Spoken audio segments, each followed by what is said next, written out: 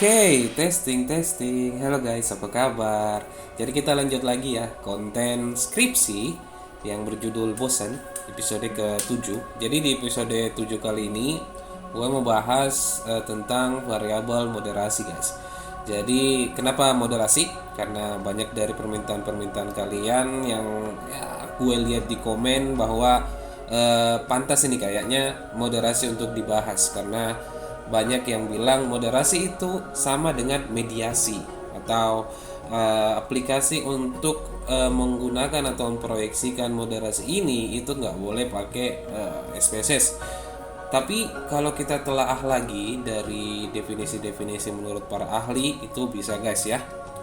Moderasi atau biasa disingkat sebagai MRA, kepanjangannya Moderate Regression Analysis, itu merupakan aplikasi khusus regresi berganda atau regresi linear berganda, di mana MRA ini tujuannya itu untuk memperkuat atau memperlemah variabel dependen kalian, antara hubungan antara independen dengan variabel dependen kalian. Jadi dari nanti gue bakalan jelasin nih full mengenai variabel moderasi dan bagaimana sebenarnya perkaliannya antara moderasi dengan kita punya variabel independen, karena nanti di dalam variabel independen bakalan kita kalikan dengan moderasi untuk melihat apakah moderasi ini apabila dikalikan dengan independen dapat mempengaruhi variabel dependen atau tidak, ada hubungannya atau tidak moderasi ini. Jadi sebenarnya konsep tujuannya itu memperkuat atau memperlemah itu moderasi yang biasa disebut sebagai variabel moderator. Nah, beda lagi dengan mediasi. Nah, mediasi itu udah bukan memakai program SPSS. Untuk moderasi masih pakai SPSS. Jadi, let's kita bahas uji moderasi atau uji interaksi atau biasa disingkat sebagai MRA. Nah, ini dia punya definisi dari Ghazali, kalian bisa lihat sebelumnya. Dan untuk skripsi kita, kasus skripsi kita untuk saat ini gue memakai komitmen sebagai variabel independen atau variabel X yang kodenya gue kasih sebagai variabel X, kinerja karyawan sebagai variabel Y, dan dependen tentu saja, dan terakhir kompensasi. Kompensasi di sini kita atau saya kodekan sebagai variabel M, yaitu moderasi. Nah, di sini punya indikator-indikator yang dimana nanti terlibat dalam pengukuran masing-masing variabelnya. Tentang komitmen ada 4 indikator, sumbernya sudah ada, sudah jelas. Jadi masing-masing nanti kalian bisa copy ini sebenarnya sih untuk diagram kerangka konseptualnya. Semisal variabel kalian yang sama kan, kalian bisa copy ini atau bisa cari di buku-buku atau di internet untuk sumbernya ya. Nah, kita punya kerangka konseptual seperti ini, masing-masing variabelnya ada 4 indikator. Terus gimana selanjutnya? Sebelum itu kita tentukan dulu hipotesisnya. Untuk moderasi itu punya punya dua hipotesis, yang dimana itu mengikuti berdasarkan, kalau kalian bisa lihat tanda panah tengah di sini, dimana tanda panah pertama atau biasa disebut sebagai hipotesis pertama, yaitu komitmen X atau komitmen sebagai variabel X mempengaruhi kinerja karyawan atau variabel Y, dimana hipotesis pertamanya ini secara langsung kita mau lihat secara langsung dulu apakah komitmen X atau komitmen mempengaruhi kinerja karyawan. Itu hipotesis pertama. Nah, hipotesis kedua baru masuk variabel moderasi nih guys. Jadi apakah komitmen mempengaruhi kinerja karyawan dengan kompensasi sebagai variabel moderasi, atau kita bisa tulis hipotesisnya seperti ini, itu sebagai hipotesis pertama, dan hipotesis kedua jadinya seperti ini, yaitu H1 diduga komitmen efektif berpengaruh positif signifikan terhadap kinerja karyawan, dan hipotesis kedua diduga komitmen efektif berpengaruh positif signifikan terhadap kinerja karyawan melalui kompensasi sebagai variabel moderasi atau ya. Hipotesis, kalau kalian bisa tahu, itu merupakan prediksi yang bakalan nanti kita buktikan apakah hipotesis ini benar atau tidak. Jadi ada 2 hal yang mesti kita fokus dalam masing-masing hipotesisnya ya, yang fokus untuk kita dapat yaitu positif dan signifikan. Oke. Nah, setelah itu bagaimana selanjutnya? Kita masuk ke tabulasi. Nah, tabulasi di sini itu didapat dari ya penyebaran kuesioner, di mana kita menyebarkan kuesioner itu berdasarkan indikator-indikator tadi ya kan. Variabel, masing-masing variabel kita tentukan pengukurannya 4 rata 4 karena berdasarkan sumbernya yang sudah jelas itu 2016 semua rata. Nah, untuk komitmen kan ada 4 pengukurannya, berarti ada 4 pertanyaannya. Jadi otomatis kolomnya untuk komitmen ada 4 kolom, di mana kolom pertama ditandai sebagai X11, kedua X12, X13 dan X14.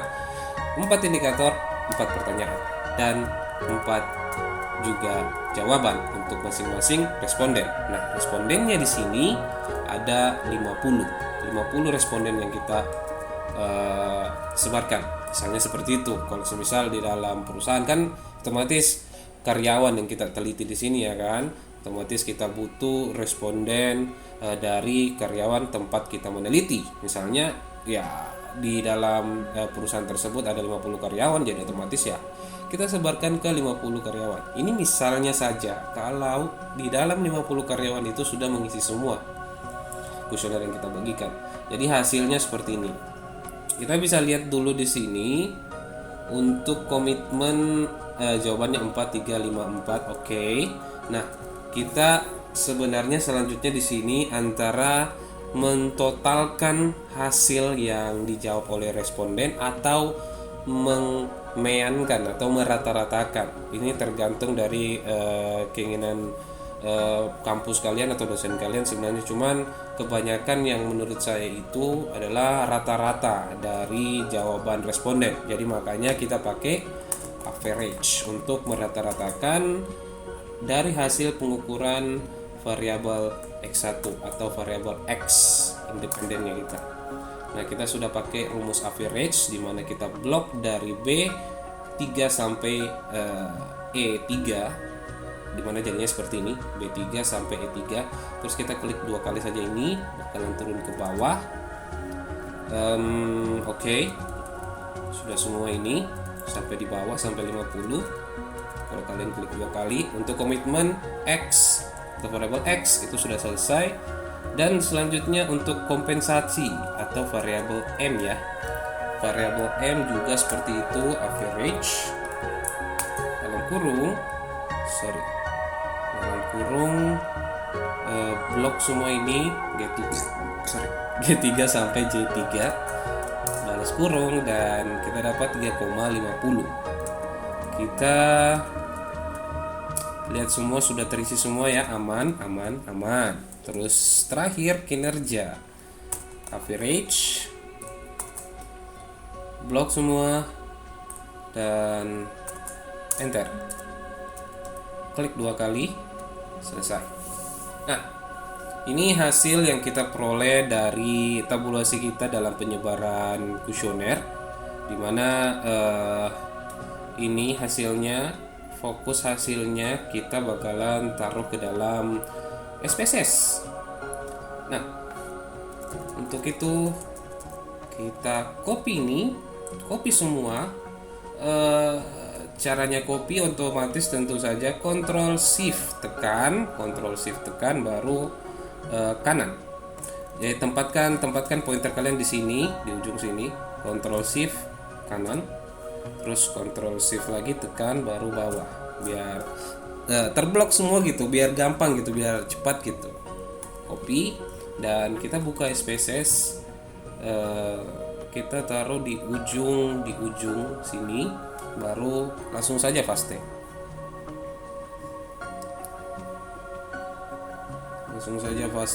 Tunggu sebentar, memang agak lama sebenarnya, jadi jangan di spam ya, agak bahaya sebenarnya kalau di spam, nanti laptop kalian rusak kan nggak baik.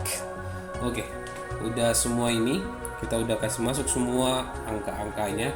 Nah, sekarang kita masuk. Nah, ini bedanya ya, data view itu untuk melihat semua data-data yang telah kita masukkan, dan variable view untuk mengkategorikan data-data yang kita sudah masukkan dalam SPSS.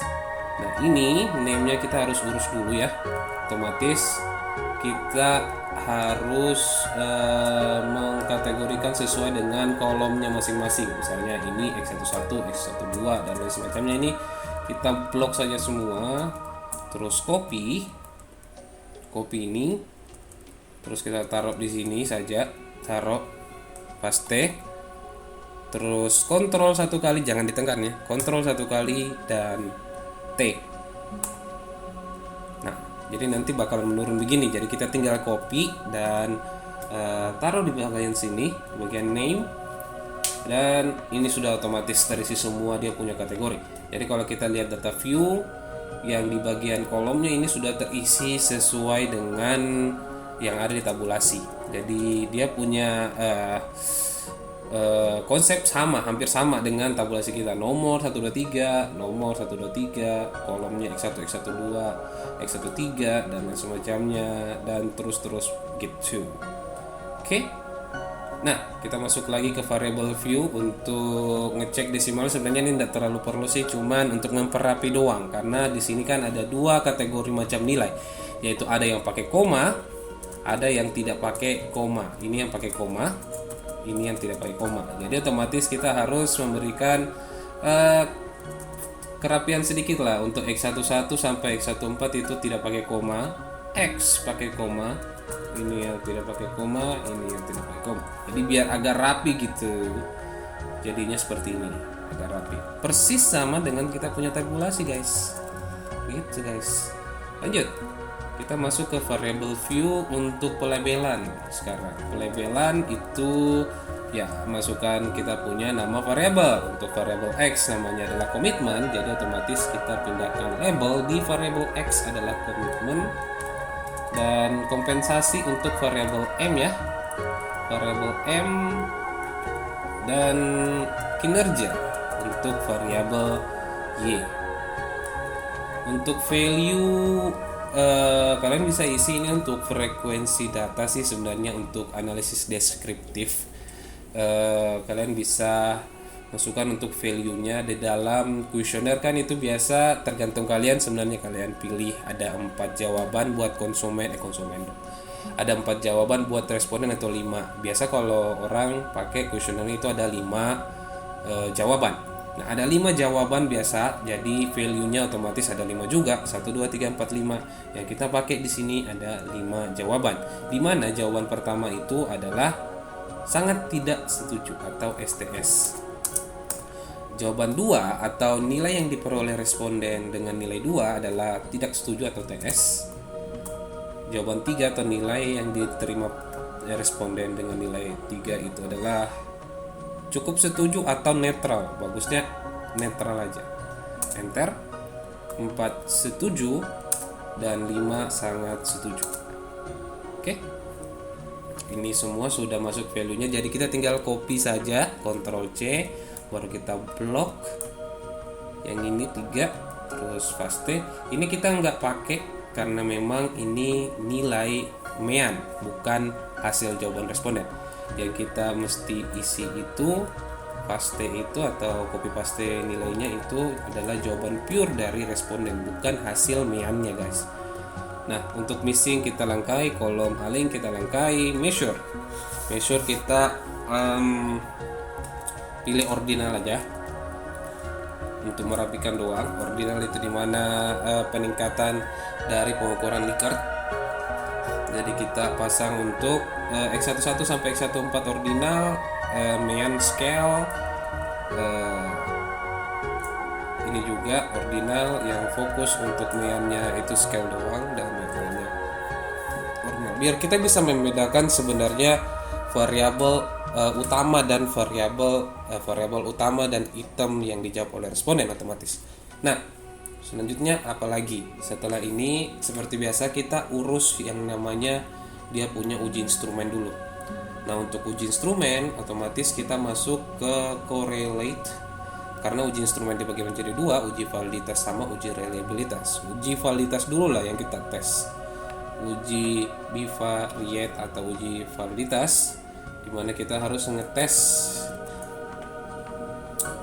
satu-satu, yaitu dimana kita harus kasih masuk X11 sampai X14 dan komitmen. Oke, ini kita uji berdasarkan masing-masing variabel ya.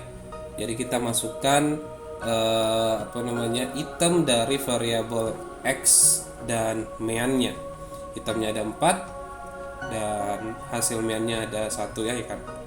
Otomatis yang kita mesti lihat di sini adalah person korelasinya, di mana person korelasinya adalah untuk item X11 0,880, X12 person korelasinya 0,665, 0,396, 0,880. Nah, di mana hasilnya ini standarisasi untuk uji validitas dikatakan lolos apabila sudah lebih besar daripada angka 0,3. Jadi ini sudah 0,8, 0,6, 0,396, 0,880, di mana itu sudah lebih besar daripada standarisasi yang kita peroleh dari bukunya Sugiono. Kalau lolos uji validitas harus lebih besar dari 0,3. Oke, sudah selesai untuk uji validitas. Sabar, kita tes yang lain coba. Kita tes uji variabel yang lain. Variabel M juga kita tes otomatis. Standarnya saya ulang 0,3, harus lebih besar daripada 0,3. Ini 0,9, 0,5, 0,7, 0,9. Oke, lolos. Lanjut. Correlate. Sekarang masuk ke kinerja. 0,9, 0,7, 0,8, 0,9. Oke, ini diperiksa untuk masing-masing item atau masing-masing indikator yang kita sudah pasangkan di dalam kuesioner untuk masing-masing variabel. Selanjutnya kita masuk ke uji instrumen yang kedua, yaitu uji reliabilitas atau reliability analysis. Nah, untuk reliability analysis ini bedanya ya item doang yang kita kasih masuk untuk masing-masing variabel. Variabel X itemnya ada 4, jadi itemnya yang kita masukkan ada 4. Statistik yang kita pilih di sini adalah item sama scale if item delete. Item itu untuk memperjabarkan atau menjabarkan nilai-nilai dari item yang kita punya.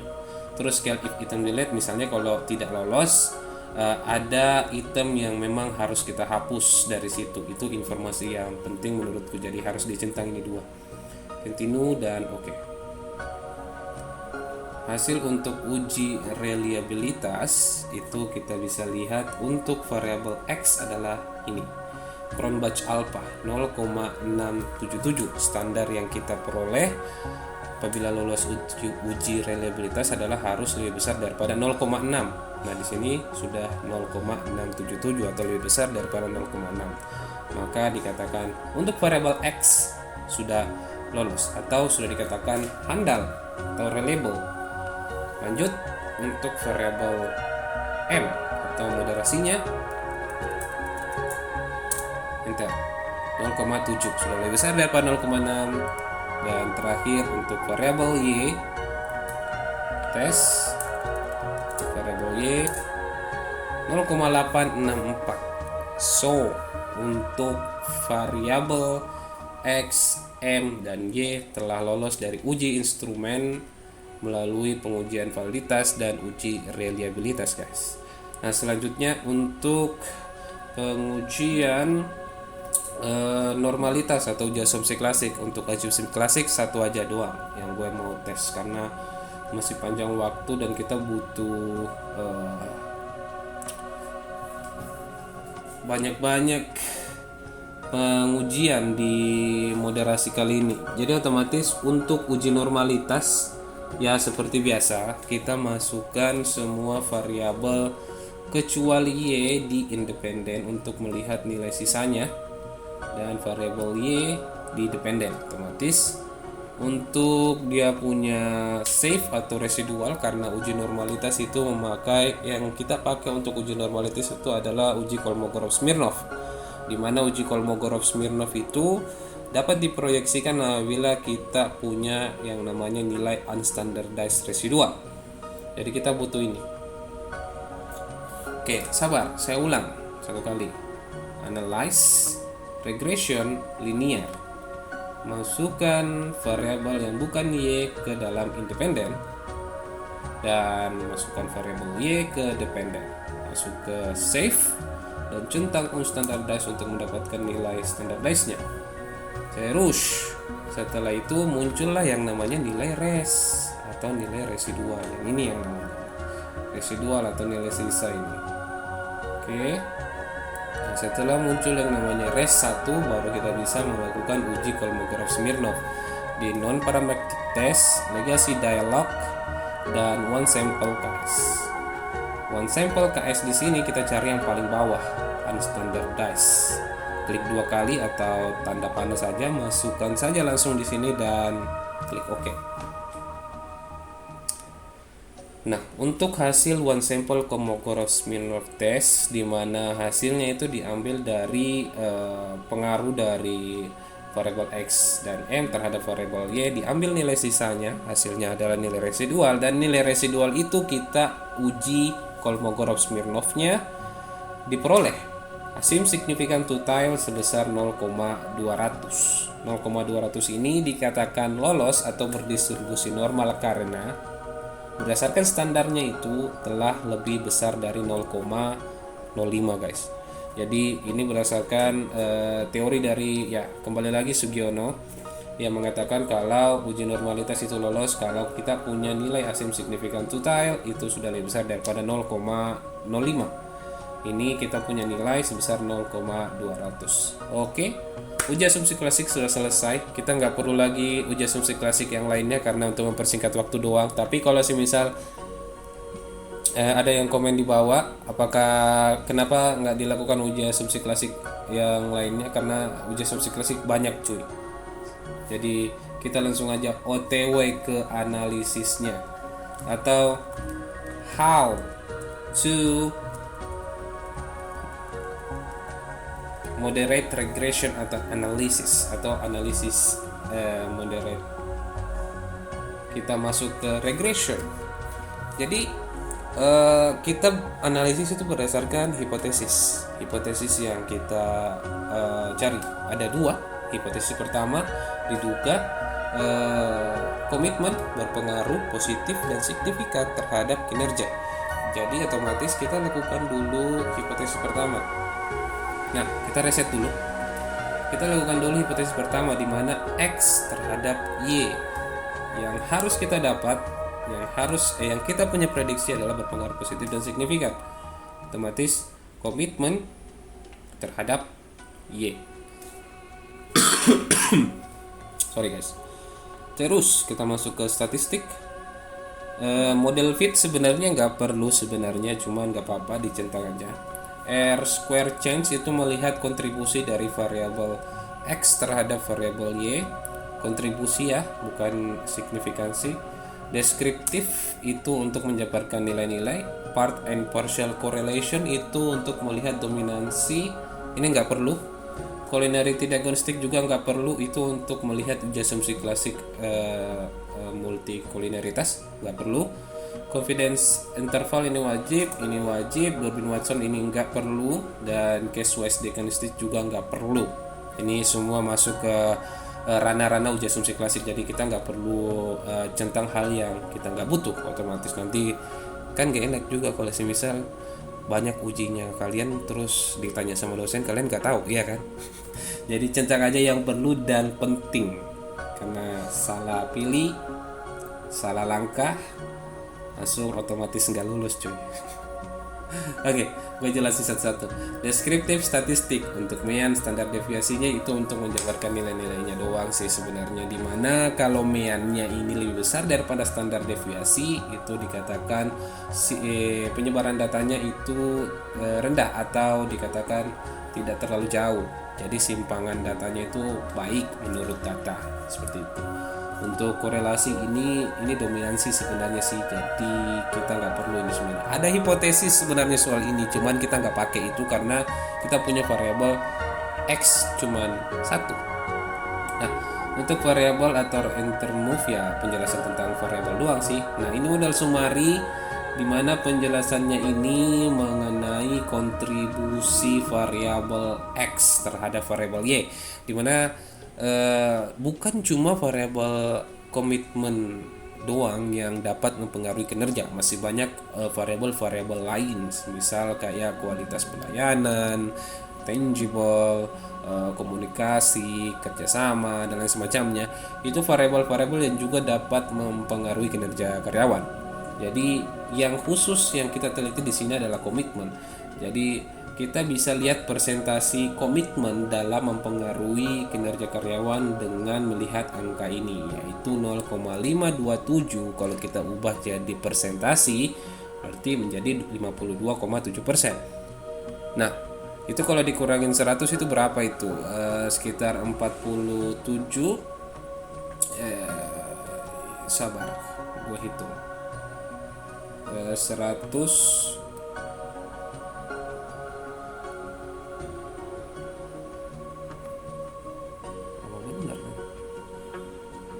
sabar, gue hitung. Jadi 100 ini untuk memastikan aja sih, dikurang berapa tadi? 52,7. Hasilnya 47,3. Berarti 47,3 itu masih banyak variabel-variabel lain yang juga mempengaruhi komitmen sebanyak 47,3%. Jadi 52,7% itu kontribusinya komitmen terhadap variabel kinerja, terhadap mempengaruhi variabel kinerja. Selebihnya ya variabel-variabel lain yang tidak kita teliti. Nah, untuk ANOVA ini sebenarnya tidak perlu, cuman informasi yang mesti kita dapatkan itu dari sini, yaitu DF, yaitu degree of freedom-nya. Nanti ini kita pakai sebagai penentuan standarisasi untuk mendapatkan standar signifikannya. Jadi ini kita perlu, tahan aja dulu nih. Untuk yang F sama SIG ini sebenarnya untuk uji simultan. Uji simultan artinya uji bersama-sama, dimana ngapain pengujian bersama-sama, toh juga kita punya variabel X cuma satu. Ngapain kita teliti secara bersama-sama dengan apa variabel X-nya kita. Jadi kita nggak perlu sebenarnya variabel F atau uji bersama-sama, karena kita punya variabel cuma satu.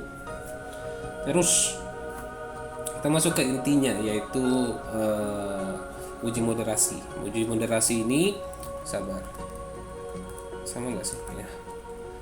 Uji masuk ke sini, uji analisis regresi linear model pertama atau tanpa moderasi dulu yang kita tes, dimana ini masuk dalam hipotesis pertamanya kita. Yang fokus utamanya kita adalah di sini. Jadi ini sama ya. Gue jelasin saja di sini langsung. Berdasarkan rumus dari uji regresi linear sederhana, itu adalah Y sama dengan apa nih? A tambah B1X1, intinya dibaca seperti itulah. Jadi Y di sini dimaksud sebagai kita punya variabel Y, yaitu kinerja, dan A ini konstan atau dikatakan nilai tetap dari variabel Y, dan B1X1 di sini adalah nilai pengaruh dari variabel X atau komitmen. Jadi yang kena dari nilainya adalah ini, konstan sama komitmen. Kita masukkan semua nilai-nilainya, jadinya seperti ini. Nah, apa sebenarnya artinya ini? Di sini kita bisa mengetahui hipotesis pertama kita dari kata positif. Kan ada dua yang kita cari untuk masing-masing hipotesis, yaitu positif dan signifikan. Nah, untuk positifnya kita bisa lihat di sini bahwa di mana nilai dari pengaruh X terhadap Y itu sebesar 0,638.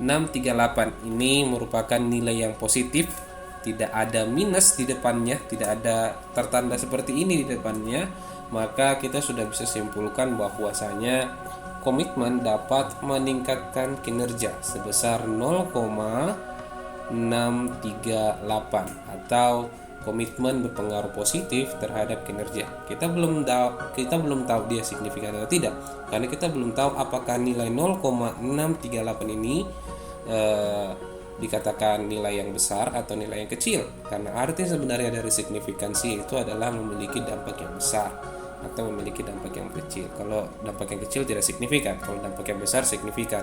Jadi otomatis kita belum tahu 0,638 ini merupakan nilai yang besar atau nilai yang signifikan atau nilai yang tidak signifikan. Kita cuma tahu di sini dia positif atau komitmen dapat meningkatkan kinerja, yang kita tidak tahu seberapa besar komitmen itu dapat meningkatkan kinerja.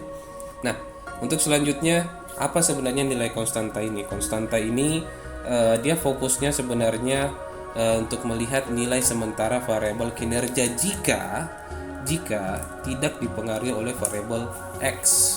Jadi kalau tidak ada variabel X, misalnya kayak di dalam suatu kinerja, komitmen kita singkirkan dulu, pendekatan komitmen kita singkirkan dulu. Jadi kinerja karyawan di sana tanpa adanya komitmen itu sebesar 1,2527 berdasarkan hasil kuesioner yang kita peroleh. Karena untuk jawaban kinerja sendiri kan ada, untuk komitmen sendiri kan ada. Nah, untuk sementaranya kinerja besarannya seperti ini, 1,527 tanpa komitmen. Nah, dengan adanya komitmen maka nilainya kinerja 1,527 bertambah sebesar 0,635 cuy. Seperti itu. Nah, kita sudah bisa tahu ini berpengaruh positif, jadi setengah dari hipotesis pertama kita udah diterima. Terus kita lanjut untuk signifikansinya. Apakah dia signifikan atau tidak? Apakah nilai peningkatan komitmen ini berpengaruh signifikan atau tidak? Itu kita bisa lihat dari sini, kedua cara ini, yaitu untuk baris komitmen kolom T itu sebesar 4,292 T hitung kita bisa artikan itu sebesar 4,294, dan nilai signifikannya, nilai sig itu 0,000. Nah, kapan dikatakan dia signifikan? Itu apabila nilainya besar. Nah, kapan dikatakan dia nilainya besar? Apabila nilai T hitungnya itu lebih besar dari nilai T tabel. Nah, jadi pertanyaannya bagaimana caranya dapat nilai T tabel? Nilai T tabel itu didapat dari rumus Excel, yaitu dimana sama dengan TINV dalam kurung nilai probability. Di sini kita tentukan nilai probability-nya itu 0,05 atau 5%, biasanya seperti itu. Terus titik koma nilai degree of freedom atau DF, di mana DF ini diperoleh dari pengurangan antara nilai sampel dikurang dengan jumlah variabel. Nah, nilai sampel kita di sini kan 50. Variabel yang kita teliti di sini kan 2, yaitu komitmen dan kinerja. Jadi 50 kurang 2. Harusnya kita dapat 48. Nah, kita bisa lihat di sini sebenarnya. Inilah makanya saya bilang tadi, kolom yang ini mesti kalian tahan sebagai bukti bahwa degree of freedom yang kita bakalan pakai untuk melihat dia signifikansi atau tidak. Ini 48 kita ambil di sini. Jadi itu dasari dari sampel 50 dikurang 2 variabel. Jadi 48 cuy. Oke, terus kita copy ini, terus kita pindahkan ke Excel langsung. Kita pindahkan ke sini, copy saja langsung paste. Kita kecilkan dulu angkanya. Kita dapat 2,011. Berarti 2,011. Nah, jadi T tabel dari yang kita dapat sama dengan TINV 5% 48 itu adalah 2,011, dimana setelah kita bandingkan T hitung 4, dan T tabel 2, lebih besar T hitung, yang artinya kita punya nilai sudah signifikan, yang artinya kita punya nilai sudah memiliki nilai yang besar, lebih besar daripada T tabel 2,011 cuy. Jadi otomatis bisa kita artikan bahwa komitmen berpengaruh komitmen berpengaruh positif sebesar 0,638 638 dan berpengaruh signifikan sebesar 4,294 lebih besar daripada T-tabel 2,011 terhadap kinerja. Berdasarkan hipotesis pertama, otomatis diterima karena sudah positif dan sudah signifikan. Seperti itu juga. Nah, terus bagaimana signifikan? Bagaimana dengan ini 0,000? Apakah dia punya jawaban sama? Yap, jawabannya sama, cuman bedanya caranya beda. Untuk nilai signifikan itu sebenarnya untuk menentukan juga dia signifikan atau tidak, otomatis. Tapi dia kebalik. Kalau T hitung harus lebih besar, kalau nilai signifikan harus lebih kecil dari 0,05. 0,05 itu diambil dari nilai ini, nilai probabilitas yaitu 5%. Jadi harus lebih kecil daripada 0,05. Dia punya nilai signifikan. Jadi sudah dikatakan signifikan melalui dua cara, melalui perbandingan antara T hitung dengan T tabel dan perbandingan antara nilai signifikan dengan 0,05. Oke, jadi hipotesis pertama yang kita tentukan itu harusnya sudah diterima. Oke, lanjut. Kita masuk ke inti masalah, yaitu uji moderate regression analysis. Sorry, kalian sudah lihat spoilernya kayaknya tadi.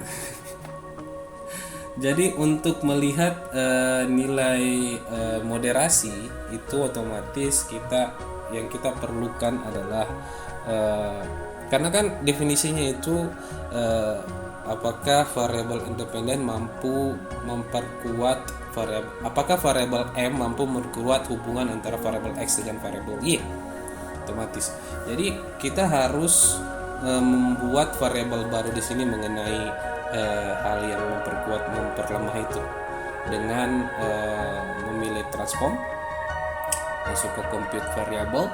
Ya, kita buat variabel baru di sini yang namanya adalah XM, gabungan antara variabel X dengan M. Why? Karena kita mau mencoba melihat M dihubungkan dengan variabel X, apakah nantinya dapat mempengaruhi variabel Y atau tidak. Nah, mempengaruhinya bagaimana lagi nih? Apakah dapat positif atau negatif? Apakah signifikan atau tidak signifikan? Itu beda lah, itu nanti lagi tuh. Kita harus buat dulu dia punya variabel, yaitu dengan memasukkan nilai X dikali dengan M, XM. Oke. Hasil kita sudah dapat XM, yang artinya variabel X dikali dengan M itu 14 bla bla bla bla bla. Oke, langsung kita masuk ke analisis. Masuk ke regression linear. Kita reset dulu, Kita masukkan variabel XM. Sabar. Sorry guys. Kita percantik dulu dengan memberikan label di sini, dimana komitmen dikali atau dikasih bintang saja dengan kompensasi dong. Biar kita bisa tahu sebenarnya variabel X itu apa, variabel M itu apa, dikalikan itu. Terus kita kembali masuk ke analisis regresi linear, masukkan kompensasi dengan komitmen dikali kompensasi di variabel independen, dan terakhir variabel Y atau kinerjanya ke dependen. Lalu masuk ke statistik. Seperti biasa kita centang yang ini dan yang ini, continue, dan oke. Kita lanjut lihat dia punya penjelasan mengenai ini, kinerja, mean, standar deviasi sudah aman menurut saya. Ini nggak terlalu dipakai. Terus ini model sumarinya. Untuk model sumarinya kalau kita bandingkan dengan yang tadi ya, yang tadi itu dia 0,527 komitmen sendiri terhadap kinerja, yaitu dimana komitmen memiliki kontribusi 52,7% terhadap perkembangan atau pengaruh terhadap kinerja. Itu komitmen sendiri. Nah, sekarang bagaimana dengan dicampur dengan komitmen dikali kompensasi, itu meningkat sebanyak 74,8%. Jadi dari kontribusi saya sebenarnya kita sudah bisa lihat peningkatan yang dibawa oleh kompensasi. Ayolah, secara teori kan otomatis kalau komitmen sudah bagus komitmennya dan kompensasinya juga sudah bagus, otomatis pengaruhnya pasti besar terhadap kinerja itu menurut teorinya. Bagaimana dengan dia punya dia punya data, apakah hal yang sama bakalan terjadi? Ini datanya kita sudah lihat di sini. Kita lihat di sini saja biar lebih jelas. Oh iya, sorry, ada yang gue lupa cuy. Gue ulang lagi satu kali. Analyze, regression, linear. Ini lupa masuk ini. Yang X nya sebenarnya nggak perlu juga sih. Baru kita oke. Sorry, gue lupa masukin, coba kita ulang. Masuk sama santai. Oke. Nah, sama ini ya nilainya. Yang ini komitmen kali kompensasi 5,637, komitmen bla bla bla. Sip. Komitmen bla bla, sip. Oke. Jadi kita bisa lihat di sini dia punya perbedaan antara yang di atas tadi. Di sini belum ada campurnya kompensasi, dan di sini sudah ada campur antara komitmen dikali kompensasi.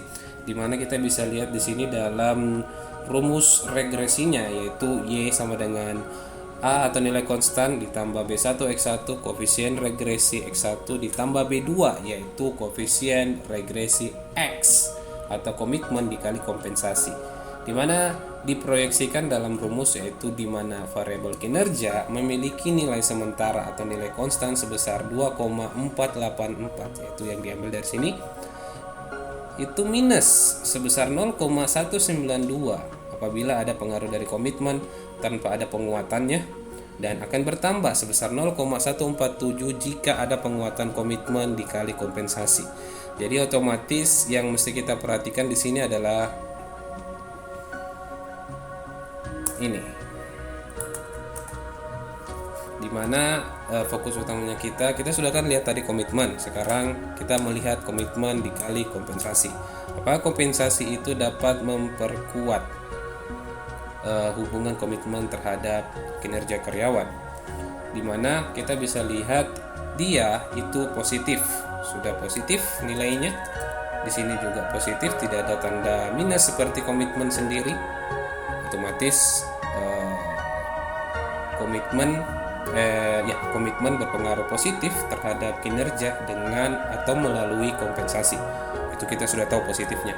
Bagaimana dengan signifikannya? Signifikannya kita bisa lihat di hasil uji T atau uji parsialnya dengan melihat T hitungnya dulu. T hitungnya itu sama dengan 5,635. Apakah lebih besar daripada T-tabel? T-tabel sama, karena jumlah variabel sebenarnya yang kita masukkan juga sama sih sebenarnya, cuman gara-gara gue tambah tadi ada perubahan bahwa untuk DF-nya kita dapat 47. Why? Karena yang kita masukkan dalam variabel independen itu ada dua di sini, komitmen dikali kompensasi dan komitmen itu sendiri. Jadi kita dianggap dua variabel. Jadi otomatis 50 dikurang 3, komitmen kali kompensasi, komitmen dan kinerja, itu ada 3 variabel. Jadi 50 kurang 3 hasilnya 47. Di sini kita ambil 47. Kita copy ini, terus masukkan dalam SPSS.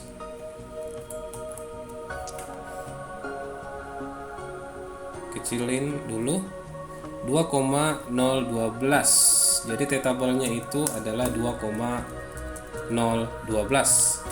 Apakah apakah T hitung sudah lebih besar daripada T tabel? Apakah T hitung 5,635 telah lebih besar daripada T tabel 2,012? Tentu saja T hitung sudah lebih besar daripada T tabel.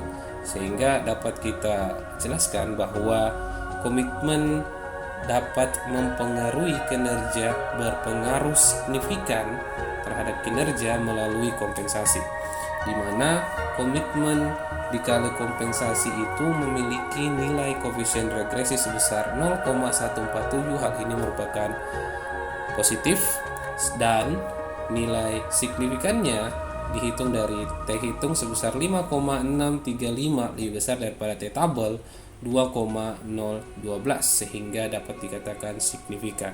Sehingga dapat disimpulkan komitmen berpengaruh positif dan signifikan terhadap kinerja melalui kompensasi, guys. Jadi hipotesis kedua yang kita prediksi telah sama dengan hasil sehingga hipotesis diterima. Seperti itu. Jadi itu saja seharusnya sih penjelasan mengenai hipotesis dari komitmen terhadap kinerja pegawai, di mana nilai signifikannya kita bisa lihat tadi 0,00 lebih kecil daripada 0,05. Hipotesis pertama diterima, dan komitmen terhadap kinerja melalui kompensasi sebagai variabel moderasi itu sudah lebih kecil juga ya. Ya ini nih 0,000 itu sudah lebih kecil daripada 0,05 sehingga kita bisa katakan komitmen berpengaruh positif dan signifikan terhadap kinerja karyawan melalui kompensasi sebagai variabel moderasi. Pada tingkat 5%, maksudnya di sini dia punya probability yang 5% tadi dinyatakan untuk hipotesis kedua bahwa H2 diterima dan H0 ditolak. Yang jadi pertanyaannya, apakah kalian bisa jelaskan secara teoritis mengenai kenapa bisa komitmen terhadap kinerja karyawan melalui kompensasi itu berpengaruh positif dan signifikan? Nah, itu masuk ke dalam pembahasan atau interpretasi penelitian. Itu sudah bukan lagi ranahnya SPSS. So, gue mau akhirin dulu untuk episode kali ini. Jadi, gue mau terima kasih banyak bagi kalian yang udah nonton dari awal sampai akhir. Di episode kali ini memang mungkin agak penjelasanku mungkin agak belibet. Kalau memang seperti itu belibet, kalian bisa komen di bawah, gue pasti bakalan jawab serius, karena ini kan demi kepentingan pendidikan kita bersama, asik. Siapa tahu ada yang gue salah, kalian bisa koreksi. Siapa tahu ada yang kalian salah, gue bisa koreksi, ya kan? Kita bisa bertukar materi-materi, kita bisa tukar fakta-fakta baru. Saya juga nggak bisa bilang ini 100% benar, siapa tahu ada yang salah, namanya kita sama-sama belajar. Oke, guys, so gue juga terima kasih bagi kalian yang udah subscribe gue, dukung gue selama ini, dan yang komen juga atas materi ini tentang mendiskusikan bagaimana moderasi itu dipraktekkan ke dalam SPSS. Gue terima kasih banyak juga bagi kalian yang udah komen seperti itu ya, sehingga ya gue juga punya konten di sini.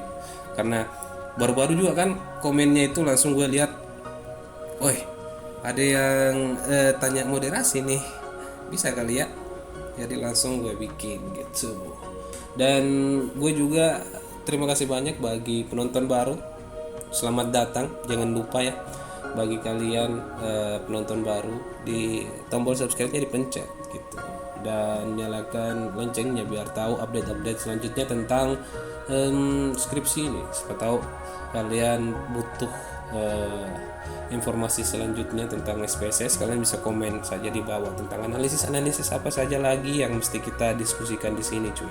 Dan apabila ilmunya menarik, ya saya minta tolong kepada kalian semua untuk share ke teman-teman kalian, karena kan gak enak juga kalau semisal teman kalian pakai joki, ya kan, atau kalian sendiri pakai joki kan, aduh sudah mahal setengah mati ya kan kalau begitu pertanggung jawabannya. Jadi kalau misalnya nanti kalau ditanya sama dosen ini dari mana, kalian mau jawab apa kalau kalian skripsinya dibikinkan, cuy? Bikin malu juga kan kalau misalnya ketahuan. Bagus kalau lulus, kalau tidak ketahuan kedapatan gimana? ya kan? Jadi gue saranin sama kalian semua, kita youtuber yang membuat tutorial ini berharap memang bagi kalian semua itu untuk mengerjakan skripsi kalian secara serius dan jujur. Joki, kalau semisal kalian udah nggak bisa belajar lagi, mentok sekali kepala kalian gitu kayak dan sibuk banget gitu ya, ya oke lah, kita bisa wajarin kalian bisa pakai joki lah. Tapi kalau misalnya kalian punya waktu luang untuk belajar, why not kita belajar di YouTube banyak, informasi di Google banyak, silakan belajar. Oke, gue mau akhirin dulu untuk episode kali ini. Gue Putra pamit dan dadah.